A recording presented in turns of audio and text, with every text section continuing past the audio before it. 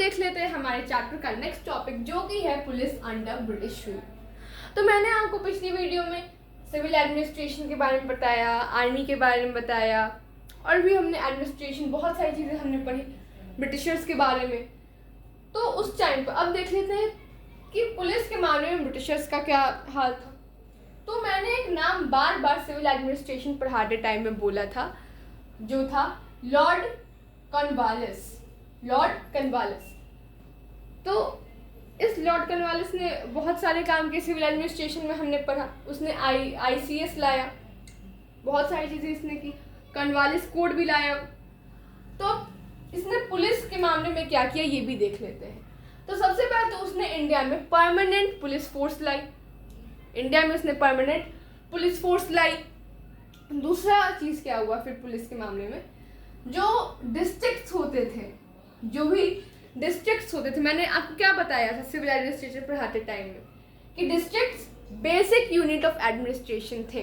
वो basic unit of administration थे, सबसे छोटे यूनिट है एडमिनिस्ट्रेशन के। अब इन डिस्ट्रिक्ट्स को तोड़ के थानाज में डिवाइड कर दिया गया। इनको थानाज में डिवाइड कर दिया गया। मानिए ये एक डिस्ट्रिक्ट है, इसको मैंने डिवाइड करके फोर थानाज में क्या किया, डिवाइड कर दिया। और हर एक थाने को एक दरोगा के अंडर में रखा जाता था, दरोगा के कंट्रोल में रखा जाता था। तो अगर यहाँ पे 4 थानाज हैं तो हर एक थाने के लिए एक दरोगा अपॉइंट किया जाएगा। हर एक थाने के लिए एक दरोगा रहेगा। तो ये तो हो गई। और ये थाना क्यों डिवाइड किए जाते थे हमने तो पढ़ा है, ये बेसिक यूनिट ऑफ एडमिनिस्ट्रेशन है। अब थानास क्यों बनाने पड़ गए, तो थानास वो बेसिक यूनिट ऑफ एडमिनिस्ट्रेशन नहीं होते थे, वो ऐसे यूनिट्स होते थे जो पुलिस ज्यूरिडिक्शन के लिए होते थे।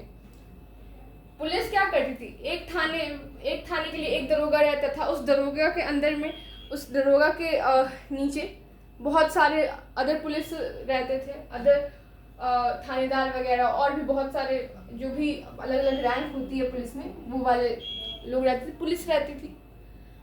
और वो क्या करते थे, एक थाने में वो क्या करते थे, पूरा एक थाने को वो देखते थे कि सही से लॉ एंड ऑर्डर मेंटेन हो रहा है या नहीं।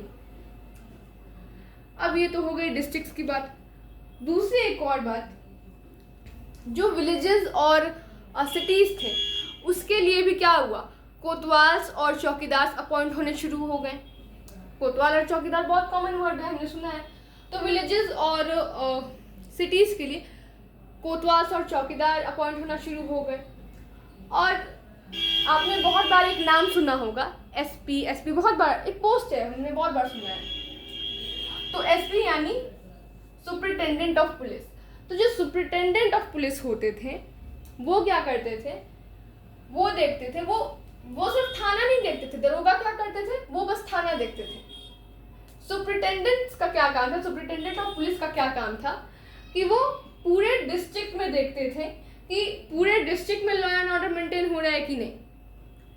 पूरे डिस्ट्रिक्ट में लॉ एंड ऑर्डर मेंटेन हो रहा है कि नहीं, ये पूरी चीज कौन देखता था, SP देखते थे, सुपरिटेंडेंट ऑफ पुलिस देखते थे।